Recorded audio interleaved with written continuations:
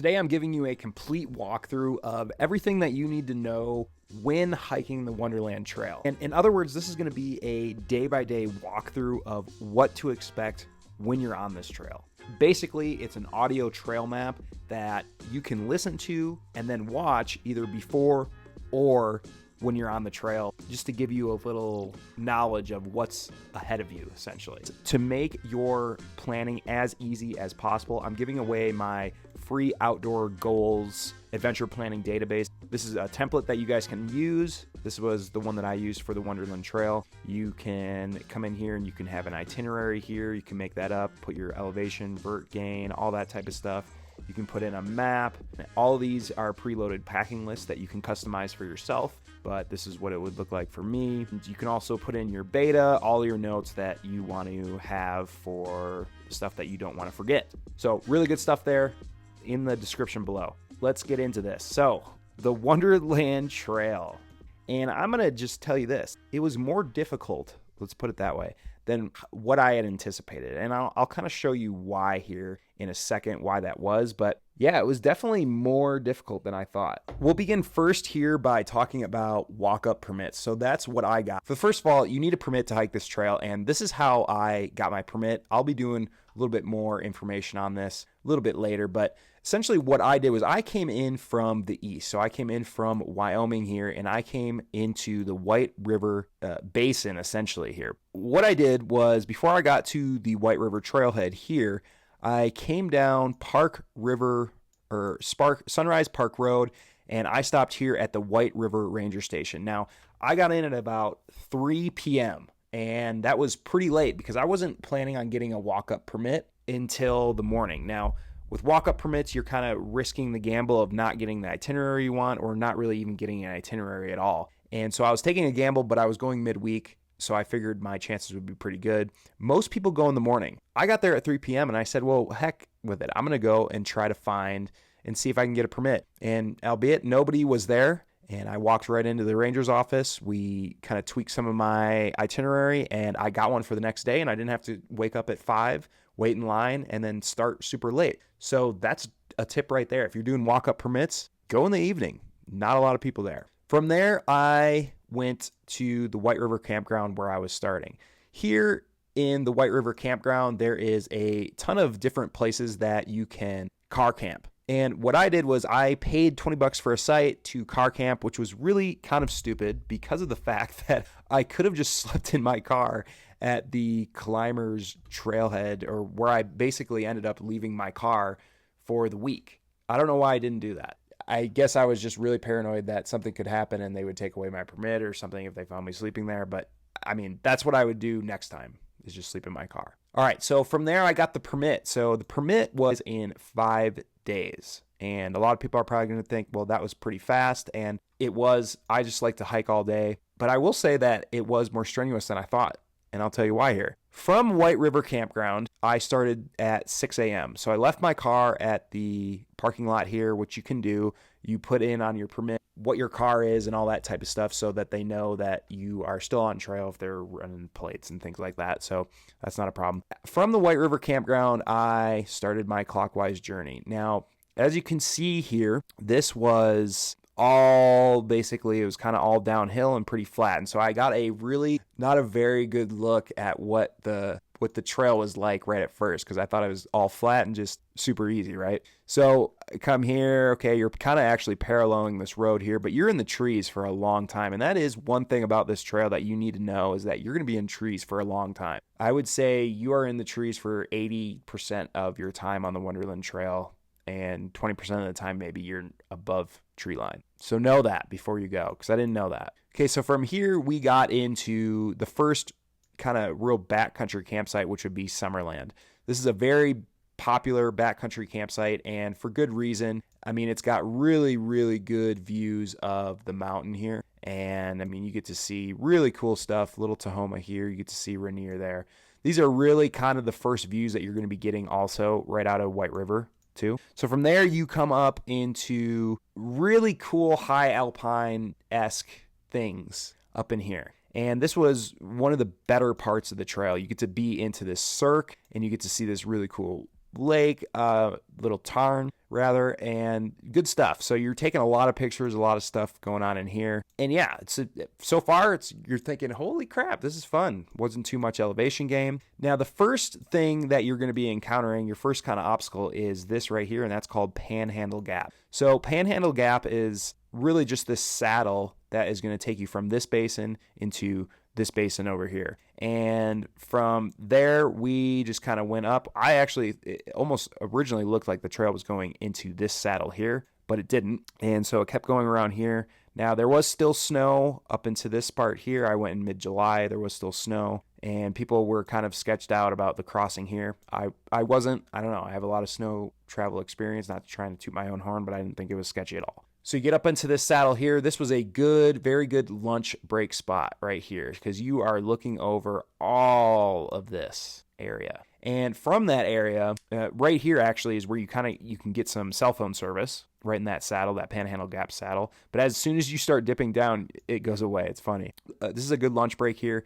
Now, when I went, this was all snow covered. So for me, the next few miles, basically all snow. I would say probably 80% snow. And that was just because they got snow later in the season for me. So this whole journey here, all snow covered. Boom, boom. All snow covered here.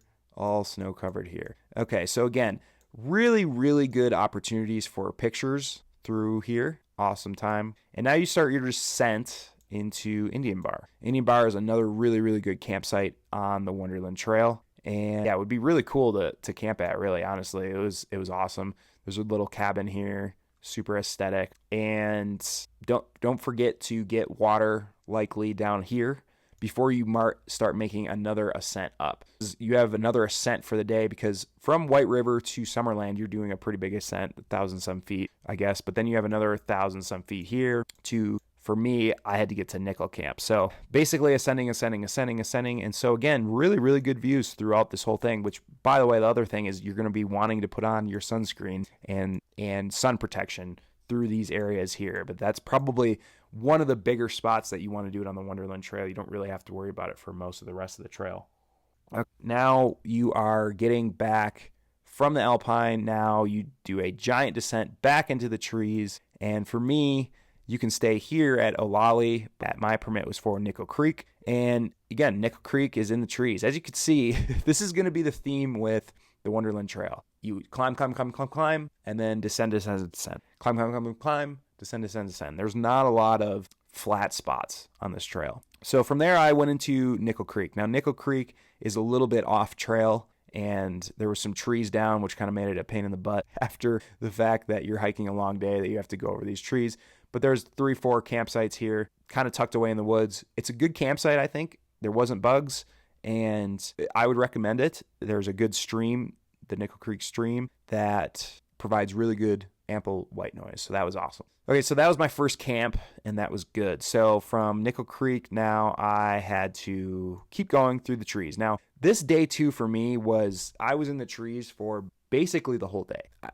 I mean, I saw very intermittent views of Rainier. I think I'd maybe seen it a couple times during the day. So this was kind of one of my lower days. I mean, this wasn't what I was expecting, we'll put it that way. So yeah, you're going from Nickel Creek, you go through Stevens Canyon, you go over Box Creek Canyon. This is about the only time you see Rainier is the Box Canyon trailhead. And you go around, you pass Maple Creek. And as you can see here, you're still in the trees. There's a landslide around here somewhere that the Park Service rerouted. Blah, blah, blah. Okay, come up here. You go past Louise Lake. Here you'll start seeing a bunch of day hikers up in these trailheads here. So if something's wrong or you need some food, you can try to go yogi that from the day hikers. But yeah, I mean, yeah, you see some lakes. I mean, again, look at these satellite images. You are in trees this whole time. There is a lot of berries along these trees here, a lot of huckleberries. So that was the best thing probably about this day for me, was a ton of huckleberries. There was some golden raspberries that I actually thought were salmon berries, but they weren't. They were golden raspberries. It was kind of cool. Again, I don't even really remember most of this stuff. I was just head down in the trees. Pyramid Creek. Okay. So one thing that I want to talk about here as we back up is Longmire. I think it's really important to know that you can kind of do a soft resupply at Longmire. I mean, you can do a resupply at a lot of these places with shipping the buckets in and stuff. I just didn't really do that. I just carried 5 days of food. Wasn't too much of a problem for me. But for people that are doing longer days, you can definitely ship your containers to Longmire, White River, Carbon River, all these different places. For me, I realized that I was eating more calories than I thought. And so I came off trail, and it's a very short hike, kind of downhill into Longmire here. And I stopped at the general store and I stocked up on some different snacks. And I also you can also eat at the restaurant there and do all that type of stuff. And then there's Wi-Fi at the ranger station. So that was cool too. So you can make some phone calls, do all those types of things. So that was nice. That was a good stop at Longmire, kind of a longer break. Now from Longmire, I had to stay at Devil's Dream. And if you know anything about the Wonderland Trail, you've probably heard about Devil's Dream. And a lot of people say it sucks, and it kind of does. And here's why it sucked. From Longmire, you have about a 2,400 foot ascent at the end of your day to Devil's Dream here. So at the end of my day, I had to go all the way up here. It doesn't look like much of a ascent, but it was. And about right after Pyramid Creek, you're going to start running into copious amounts of mosquitoes. Probably because there is some more standing water on this side. But from about Pyramid Creek to about even a mile past Indian Henry, so from about here to about here, you're going to be dealing with a lot of mosquitoes. So put your stuff on, permethrin, all that type of thing. And what makes this really unideal is you're going to be hiking uphill. So you're hiking already slow and the mosquitoes are on you. So I basically ran from about here to finally my Devil's Dream. And by the time I got up there, I was soaked in sweat because I was just trying to get away from these mosquitoes. Now, Devil's Dream is actually a really cool camp. I mean, it's a decent campsite. It's just there's so many mosquitoes. I actually had to throw on my down jacket to make sure that they're not biting me. And I just did that, set up my camp, and I just stayed in there. I found the first site, didn't even walk around, made sure it was level, good setup, and I was in my camp for the rest of the night. And that's how that went. So that's why they call it Devil's Dream. By the way, guys, I hear if you drop a like on this video, because it helped you, there actually won't be mosquitoes at Devil's Dream backcountry campsites. From there, I woke up, and I was looking forward to this Indian Henry patrol cabin. This Indian Henry was a native hunt that built this cabin in this area and then would hunt all of these basins here. And man, what a great place to put a cabin. When you come up to here, I really, really recommend if you can get up to this area in the morning during golden hour and you have a good camera, even just your iPhone, this is such an aesthetic picture that you can get of the mountain with the Indian Henry in the foreground. You can't really see it here, but yeah, it's a really unique view of the mountain, and it was an awesome morning. But again, there's a lot of mosquitoes, so you can't really hang out there too long. At least in July, there was. So, but awesome stuff. Okay, so now then you begin another descent way down again, and again, this is where you really realize this is kind of the MO of the Wonderland Trail. You get up high and then you go down low. And you get up high and then you go down low. So as you can see here, now we're going back in through the trees and we cross Tahoma Creek, which I think is the sketchiest part of the whole trail. I think it's this suspension bridge here. Sketchy, just super shaky, not very stable. I didn't like it at all. That's the sketchiest part right there. Anyway, so you come up there and from there, you ascend again through trees. This is one of the better days on trail for me because you had Indian Henry there. You had a cool suspension bridge, although it was sketchy. But you come up into here and you get into Emerald Ridge, which and super really cool views of the mountain. Didn't even really know this was something that was on the trail actually. But yeah, awesome views. Yeah, great ridge. Very aesthetic. Okay, so now you begin a descent again to the river. So again, like I said, MO, I guess a better way to describe it is that you're ascending from rivers and then descending to rivers. Now from here, you have another climb up, again through the trees, and eventually you end up at St. Andrew's Lake. This is a very aesthetic lake. Again, you have really cool views of Rainier, crystal clear. I went for a dip in there. I would recommend. It was really great. Air super cold and just what I needed after not showering for quite a bit because I had a 2-day drive out there. From there, you get into Calpatchie Park, backcountry campsites. Would recommend trying to get one of those. I didn't get one, but I would recommend it. Really cool. Now you begin a descent down to the North Puyallup. And this is one of the tougher descents This was probably the toughest descent, rather, on the entire Wonderland Trail right here. You think you're going to be going downhill and you think you're going to be faster, but it's almost just as slow as going uphill because of how hard this is on your knees. The grade of this was like 22%. I mean, it is steep. It is steep going down. I would rather go up this. So that kind of sucked. Okay, from there, you get down to the river. Now you're going back through the trees again, and you have another ascent up. From here, I would say actually somewhere around in here too, there's a really good stream and a really, really good break spot, actually. It was just kind of, there was some kind of stream around in here with a little chair. If you have a far out guide, I left a comment on there.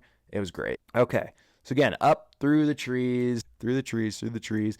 Then you begin a small descent down to Golden Lakes Patrol Cabin, which was where I had my next campsite. Golden Lakes, there was a family of bears. So there was one in this open park here that I was filming. And then when I got a campsite, I was coming down to the lake to filter some water, and I ran into 2 bear cubs and a mom. That was awesome. The thing about the backcountry campsites at Golden Lakes, though, is you want to get site 4 or 5, which are kind of perched up here and here. So I would recommend getting there early to try and get those. I tried to. I pulled a big day, didn't get there in time, so I had to do site 1, 2, or 3. I think 1 is probably the best one.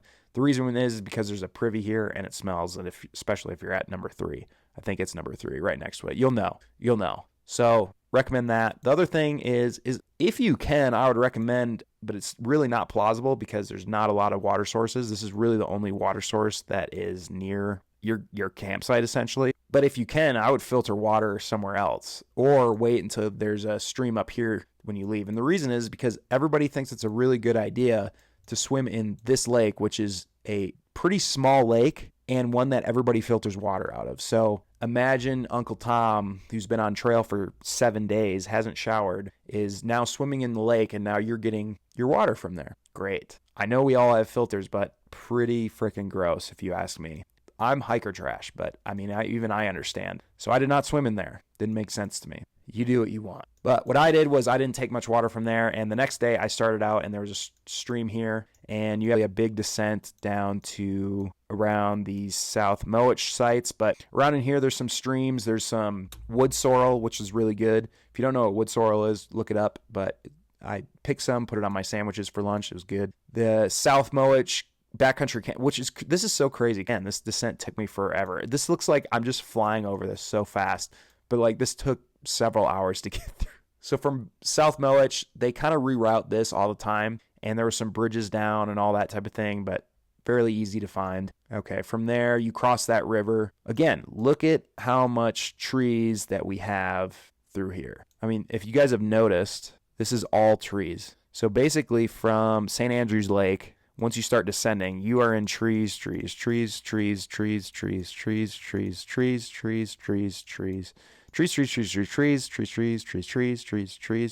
time.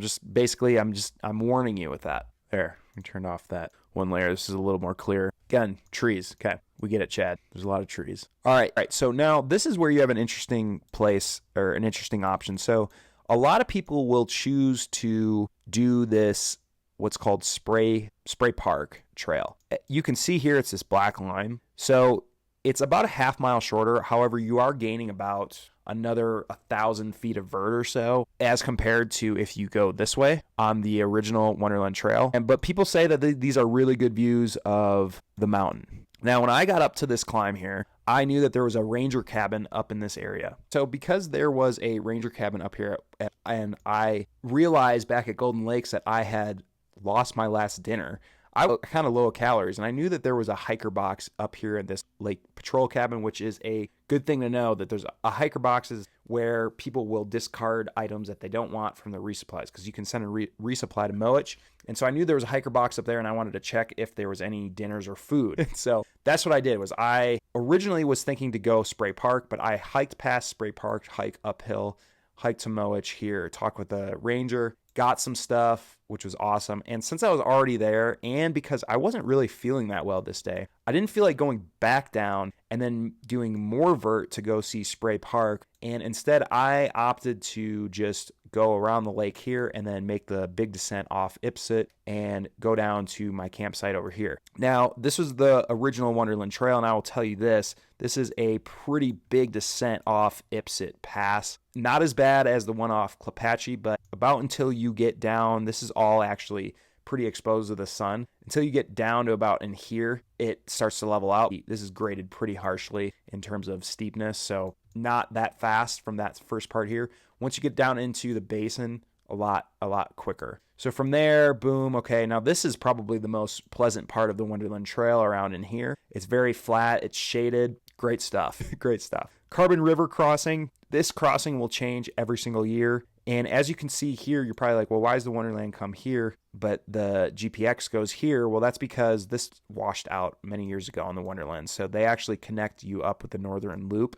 here. So you cross the Carbon and then come in here. Now, this crossing will change year to year because the Carbon's super powerful. I'd say it's the most powerful river that I saw, that I remember on the Wonderland. People can correct me if I'm wrong, but super powerful. You get here, they had bridges installed, it wasn't a problem, and then come back up here. Now, for me, I had to stay at the Carbon River backcountry sites, and I guess now it kind of makes sense to me after seeing the original Wonderland here, why they established these. But I had to come up here, you cross a bridge, then come back down. You basically do a descent up, then you ascend up here, and then you got to get all the way up to these Carbon River back. It was kind of a pain in the butt is what I'm saying, especially if you don't get the first or second campsite, then you got to keep hiking uphill to find the other ones. But other than that, it was a pretty decent campsite. I actually liked it because it was pretty tucked away. One thing too I want to say about Golden Lakes, the Golden Lakes campsite back here that we stayed out before, is that these are not very private sites, especially if you have 1, 2, or 3. 4 and 5 are okay, but if you're staying at the other campsites, you are right next to people, essentially. All the other places that I camped on the Wonderland, you're kept pretty separate, so that was nice. Especially here at Carbon River, again, you have a really good white noise. That's the other thing I didn't like about Golden Lakes too, is that there was no white noise. So maybe Golden Lakes wasn't the best campsite that I did. Now that I'm thinking about it, there was no stream, but here the Carbon was rushing pretty hard, and then same with Cataract. Okay, so after leaving Carbon, you can filter at Cataract in the morning, and then come back up, and now you have a really cool view of the Carbon Glacier. Man, now if you've never seen a glacier before in real life, it is pretty massive and really cool. So you'll see the water coming out of the glacier. You get to see it the whole way through the ridge here, which I would recommend starting quite early so you don't get baked by the sun. Yeah, just awesome. I mean, you can see rocks falling, you can see the water coming out of the glacier. It's just really cool. And so you get up here into the trees. So again, this was a big day for me, about 6,000 feet of vert. I started off with about 3,000 feet of vert. You're just climbing again in the trees. You're paralleling the glacier, essentially, just paralleling it. All right, so you're climbing. You kind of get to a flat spot here up in Mystic Lake, which really wasn't much to write home about, I didn't think. And again, as you can see, through the trees, come up into here to Garda Falls. Here you have some really cool views of the glacier again. You can see it melting from this spot here, and you can see just like water dripping off of the sides. Awesome views. But again, in the trees, Granite Creek, you pass the Granite Creek campsites. Okay, so now you get into some cool stuff for the last day, at least for me, which was Skyscraper Pass. And so once you get to about here, you are going to be above tree line for a little bit now. And you have the option, if you want to, you can come up here and climb Skyscraper Mountain. Obviously, I wasn't going to do that after a 6,000 foot vert day already. But when you turn around at Skyscraper Pass, you see really cool views of Rainier. Boom, right there. So you'll see that off of Skyscraper Pass. It looks awesome. Okay, so after Skyscraper, and you're going to be staying above tree line for a bit. These are all kind of almost like Colorado 14er views here. Come down here. There's some good creeks to filter at.